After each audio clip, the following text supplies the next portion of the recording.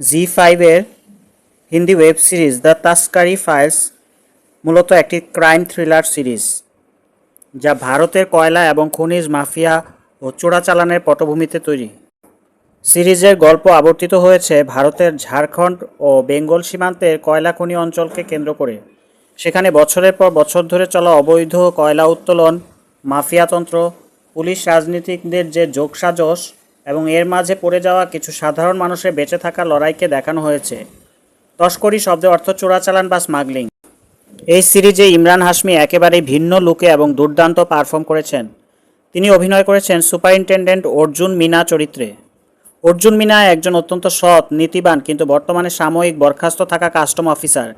ইমরান হাশমি তার চেনা রোমান্টিক বা ফ্ল্যাম্বয়েন্ট ইমেজ ভেঙে এখানে একজন শান্ত, গম্ভীর এবং তীক্ষ্ণ বুদ্ধিসম্পন্ন অফিসারের চরিত্রে অভিনয় করেছেন।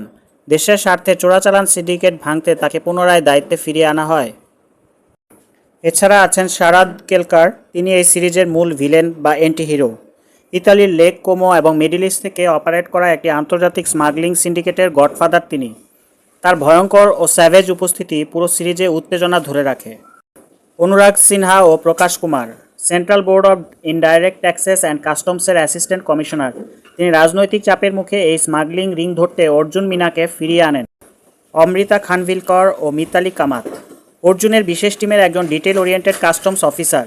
নিজের ব্যক্তিগত জীবন টানাপোড়েনের মাঝেও পেশাগত দায়িত্বে তিনি আপোষহীন। তার কিছু অ্যাকশন দৃশ্য প্রশংসিত হয়েছে। নন্দীশ সান্ধু, রবি গুজ্জব, অর্জুনের টিমের আরেকজন সাহসী ও রাগী ফিল্ড অফিসার যে অপরাধীদের দমনে কোনো পরোয়া করে না। জয়া আফরোজ, একজন ফ্লাইট অ্যাটেন্ডেন্ট যে সোনা চোরাচালান করতে গিয়ে অর্জুনের হাতে ধরা পড়ে এবং পরবর্তীতে পুলিশে ইনফর্মার বা ডাবল এজেন্ট হিসেবে কাজ করতে বাধ্য হয়। এপিসোড 1-এর নাম কালো সোনার রাজত্ব, দ্য ডার্ক কিংডম। সিরিজের শুরুতে কয়লা খনি অঞ্চলের ক্ষমতাশালী মাফিয়া ডন ভানু প্রতাপের পরিচয় করানো হয়। পুরো এলাকার অবৈধ কয়লার ব্যবসা নিয়ন্ত্রণ তার হাতে। স্থানীয় পুলিশ প্রশাসন তার পকেটে থাকে। তবে এই সিস্টেমে ফাটল ধরাতে যোগ করেন একজন সৎ এবং জেদি পুলিশ অফিসার, যিনি এই অবৈধ সাম্রাজ্য ধ্বংস করার শপথ নেন। Episode 2, the new entry. এলাকার ছোটোখাটো চোর ও স্মাগলাররা বড় মাফিয়ার নজরে আসে। ভানু প্রতাপের প্রতিদ্বন্দ্বী গ্যাং তাদের নিজেদের দলে ভেড়ানোর চেষ্টা করে। পুলিশ অফিসার মিনা একের পর এক কয়লা বোঝাই ট্রাক জব্দ করতে শুরু করলে মাফিয়া মহলে আতঙ্ক ছড়ায়। রাজনৈতিক মহল থেকে পুলিশের উপর চাপ আসতে শুরু করে। এপিসোড 3, বিশ্বাসঘাতকতা ও রক্তপাত। মাফিয়া চক্রের ভেতরের একজন সদস্য পুলিশে ইনফর্মার বা খবরই হিসেবে কাজ করা শুরু করে। একটি বড়সড় চালানের তথ্য পুলিশের কাছে ফাঁস হয়ে যায়। পুলিশ রেড দেয় এবং দুই পক্ষের মধ্যে তুমুল সংঘর্ষ হয়। এই এপিসোডে ভানু প্রতাপ বুঝতে পারে যে তার নিজের দলেই কোনো বিভীষণ লুকিয়ে আছে। Episode 4, power play. এবার গল্পে সরাসরি প্রবেশ ঘটে স্থানীয় এক প্রভাবশালী রাজনীতিবিদের। তিনি ভানু প্রতাপকে পুলিশের হাত থেকে বাঁচানোর আশ্বাস দেন, তবে বিনিময়ের আসন্ন নির্বাচনে বিশাল অঙ্কের ফান্ডিং এবং বুথ ক্যাপচারিংয়ের দাবি করেন। এদিকে সৎ পুলিশ অফিসারটিকে বদলি করার চক্রান্ত শুরু হয়।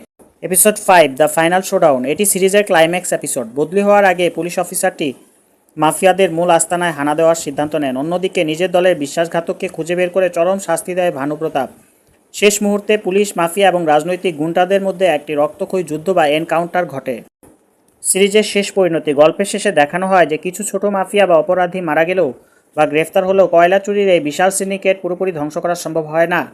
এক ভানু প্রতাপের পতন হলে সিস্টেমের সুযোগ নিয়ে অন্য কেউ সেই চেয়ারে বসে পড়ে, অর্থাৎ তস্করি বা চোরাচালানের এই খেলা চলতেই থাকে।